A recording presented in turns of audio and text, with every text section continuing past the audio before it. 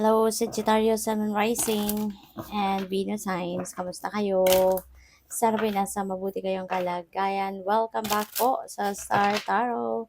At kung bago kayo rito, welcome din po kayo. Please subscribe, like, share my videos, and leave me a comment po kung nakaresonate po kayo. Thank you. So, Sag, first card, we have the Six of Pentacles. Ayan, so this is generosity energy, Sagittarius, and napakaganda. Kasi ibig sabihin nito na mayroong paparating na blessing sa'yo. Mayroong paparating na tulong, regalo, blessing, you are going to receive something. So, pwedeng pera, no? Pwedeng additional na kayamanan, yung gano'n, no? Kasi since this is a pentacle energy, so this could be linked to money, no? Could be linked to wealth. Kumbaga, maaaring meron ditong financial support, financial help, maaaring meron magreregalo sa'yo, pwedeng windfall of money ito na dadating sa'yo. So, yun. So, you are going to be blessed. And ang maganda rin dito, kasi you will have that opportunity to establish, your financial situation. Magkakaroon ka dito ng abundance, prosperity, yung ganyan, So, good for you. At hindi lang ito para sa iyo, ano? Kasi it's going to be more than enough sa kung ano yung kailangan mo na ibibigay sa iyo ng divine. Kaya talagang magiging makakatulong ka din sa iba. You would be able to bless also other people.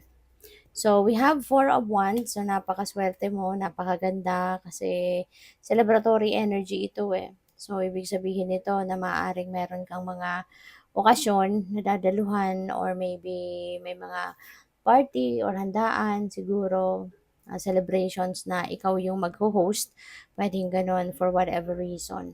O pwede, no, na yung blessing na to dadating sa'yo. O pwedeng ito ay isa sa mga dahilan, ng isa-celebrate ninyo, pagpapasalamat ninyo, gano'n. Pupuwede rin na meron ditong kasalan, kung hindi ka man ay kakasal, baka meron kang a-attend-ang kasalan, ganyan. So, you're really going to enjoy and celebrate, diba, this situation. So, good for you. So, we have the Six of Wands, okay? See, Six of Wands, this is a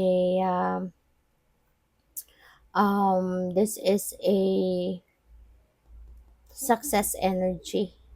So, maaari din, na, kasi meron kang pagtatagumpayan. Let's say, task mo yan sa trabaho, obligasyon mo sa trabaho, ganyan.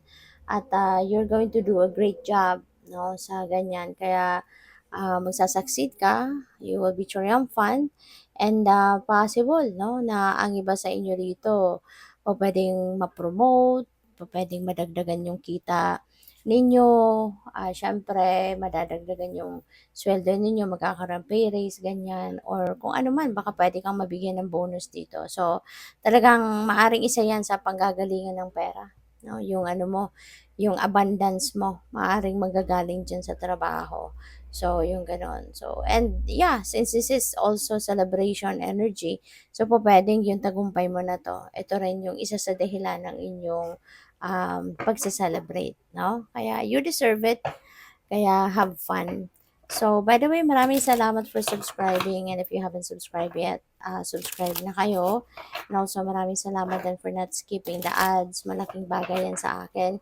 And also, please click the join button po sa baba ng video kung gusto niyo na mag-join kayo sa membership. So, we have awakening. Ayan. So, maaari, Sagittarius, na ang awakening na to could be spiritual awakening. Maaring sa ngayon, mas lalawak na ngayon ang inyong pag-iintindi, mas lalawak na ngayon yung yung awareness and understanding linked to your spiritual life, your existence, no, in this world. yung gano'n 'no. So, siguro mas maiintindihan mo na ngayon yung purpose mo sa buhay, mas maiintindihan mo na ngayon yung kung bakit ka nandito, ano yung mission mo sa buhay, your relationship with yourself, with your higher self, relationship mo with God, with angels, mga spirit guides mo, yung mga gano'n.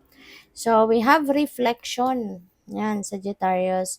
So, maaari na ang iba sa inyo rito um,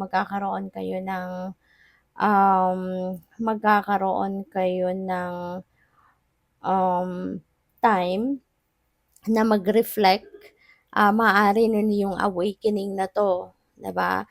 Dahil dito kaya you will be pulled towards doing some kind of reflection and me time, 'di ba?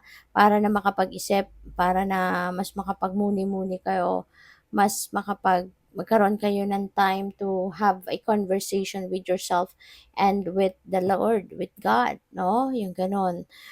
Possible din na since galing ka din sa tagumpay, baka ikaw ay mapapaisip na magninilay-nilay, magmumuni-muni at, magre-reevaluate ng sarili, 'no, kung ano nangyayari sa buhay mo. Maybe you're going to do some kind of re-evaluation of what is happening at ano na yung mga bagay na, alam mo yun, kailangan mo pang gawin, ano pa yung mga um, kailangan mong gawin, kailangan mong tignan, 'di ba, kung ano pa yung, ano na yung mga nagawa mo, ano na mga naging resulta, epekto, yung gano'n. So, parang ano ka, magre-reassess 'no, din ng buhay mo.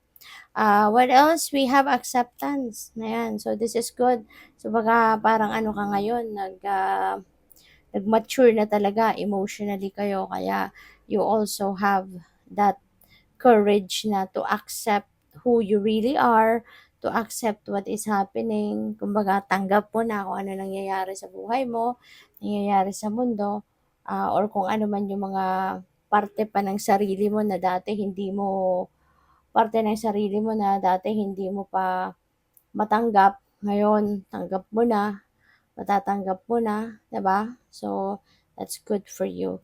Mas ano ka na ngayon, mas malawak na ang iyong pag-iintindi, mas malawak na yung inyong, pagtingin, yung perspective mo ngayon iba na, 'no? So, what else? We have abundance, no? Look at that. So, 'di ba may abundance ka dito, may, prosperity. So, yun, kino-confirm din nito na definitely talaga magkakaroon kayo ng abundance of money. This is the time na kumbaga aanihin mo na yung mga pagtitiyaga mo, paghihirap mo sa trabaho, sa career, business, at magkakaroon ka na ng financial reward, no?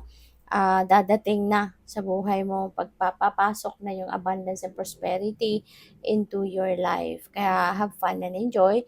At yun, isa din sa dahilan, no, kung bakit kayo mapapa-celebrate talaga because of appreciation of the blessing, no, ng divine.